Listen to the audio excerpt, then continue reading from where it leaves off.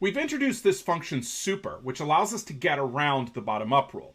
The idea is that if we call a method with super, then we're not going to use the version of the method inside of the subclass. Instead, we're going to jump straight to the parent class and use that version of the method instead.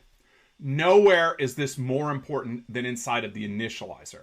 To see why I say that, let's once again look at our example of this executive class, which is a subclass of employee. I'm going to go into the terminal, and I'm going to import the module employee, and I'm going to create an executive that has a bonus of $100,000 a year. Now, if I go over to Atom Editor, I'll notice that in the documentation here, at least in the private comments, I notice that there's really only one attribute. There's this attribute called bonus. And if I scroll down, I notice that I have the getter and setter for bonus. I also have this other getter here, but this is just another way of looking at the bonus. So the only attribute that I have is the bonus. And indeed, I can call the getter to get the bonus. Oh, but that's not the only attribute that I have an access to.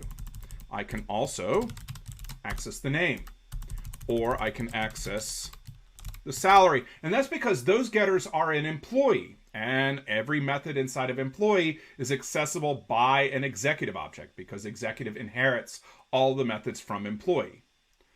But here's the thing. When we talked about getters and setters, in order for them to work, they were backed by these attributes. In the case of name, it was underscore name. In the case of salary, well, it's underscore salary. Somewhere those attributes had to get created. And where are they getting created?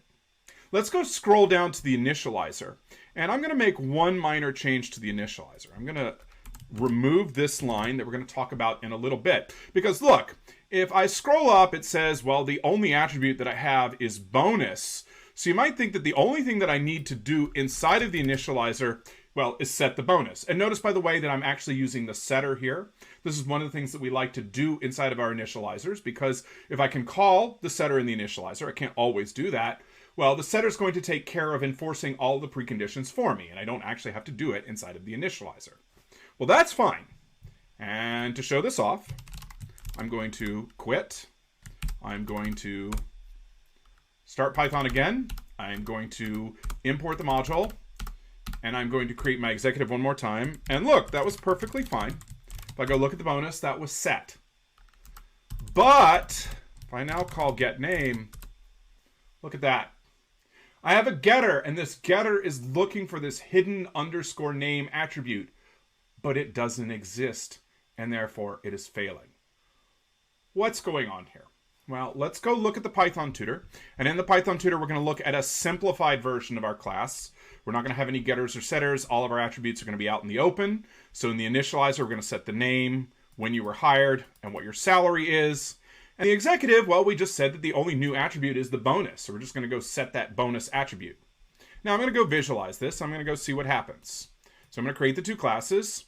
Now I'm going to call the constructor, which has all of that information about my name, the date hired, well, and what my bonus is. But you'll notice that I have called the initializer for the executive.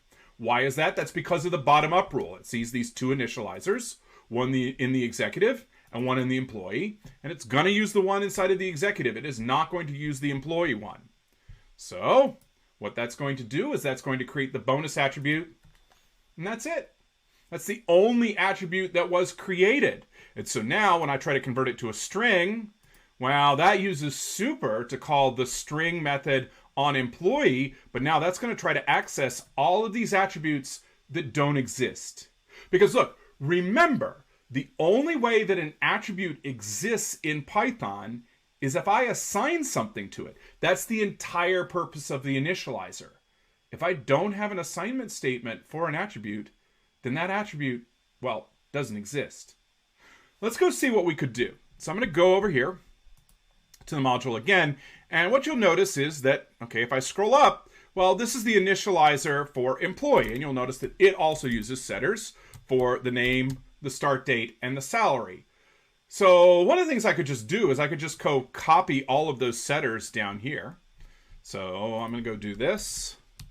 There we go. I'm going to call each of these setters down here, and this is going to work. If I go over to the interactive shell, I'm going to go quit. I'm going to start Python once again.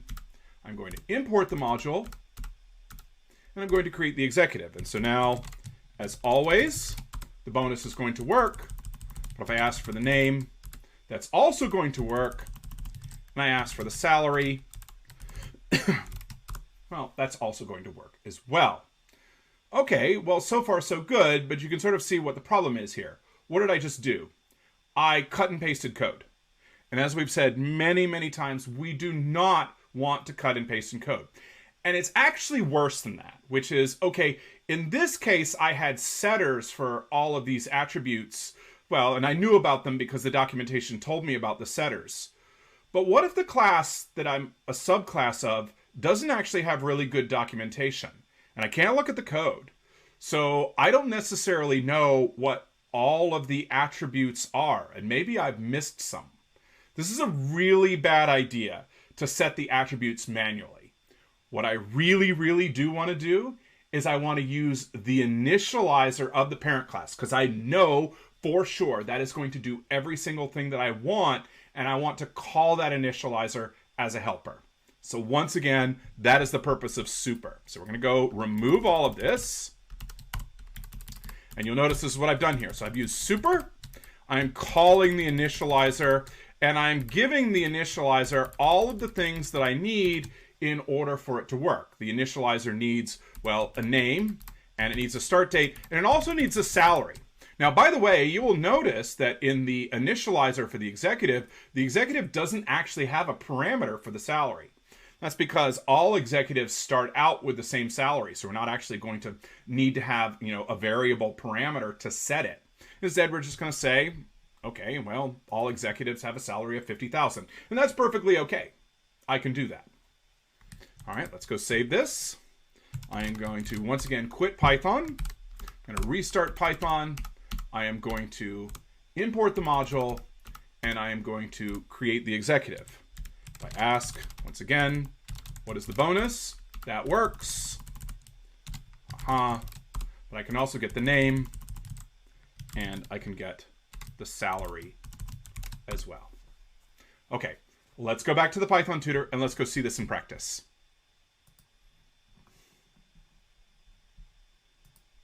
All right, so this time I have my initializer for employee that does name, hire date, and salary. In the executive, I am indeed setting the bonus, but I'm also using super to call the initializer of employee as a helper. Let's go visualize this. So I'm going to create the two classes. Now I'm going to call the constructor for executive. What this is doing is this is calling the initializer for executive. But in the very first line, notice I have super, so it's also going to call the initializer for employee. This particular initializer, well, it's going to do the work of copying from the parameters over here into the folder, one by one. There we go. And now when it's done, now I have returned to the initializer for executive, and that is going to add the bonus there.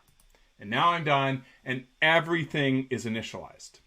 So remember, what is the problem here, right? The problem is that unlike methods, which come automatically when I subclass something, attributes only come if I make sure that I have assignment statements for all of them. And that's not automatic. If I don't call the initializer of the parent class as a helper, I'm not guaranteed to have all of my attributes. Well, and that's even worse than violating invariance. That means that I don't actually have all of the data that I need in order to make my methods work.